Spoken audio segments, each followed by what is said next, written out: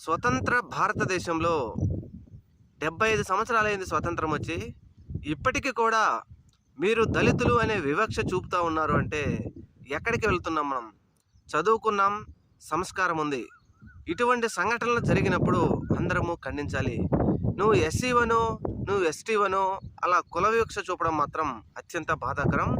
YSRCP party తరపున అనేక మంది ఈ సంఘటనకు సంబంధించి ఖండించారు. మేము కూడా కూటమి ప్రభుత్వ ఎమ్మెల్యే చేసినటువంటి కార్యక్రమాన్ని ముమ్మాటికి తప్పు, ఆయన క్షమాపణలు చెప్పి తీరాల్సిందని చెప్పి ఖండించాం. కాకపోతే ఎల్లో మీడియా మాత్రం దీని మీద ఒక డిబేట్ కానీ ఒక చర్చ కానీ పెట్టడానికి వారు ఇష్టపడలేదు.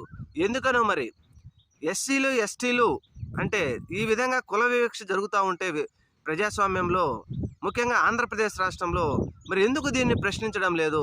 అంటే నిజంగా దళితులు అక్కడ ఉంటేనే మంచిదని ఈ కూటమి ప్రభుత్వం కానీ ఎల్లో మీడియా కానీ కూటమి ప్రభుత్వానికి సపోర్ట్ చేస్తున్నటువంటి 300 యూట్యూబ్ ఛానళ్ళు ఇలాగే ఉండాలని అనుకుంటున్నారా?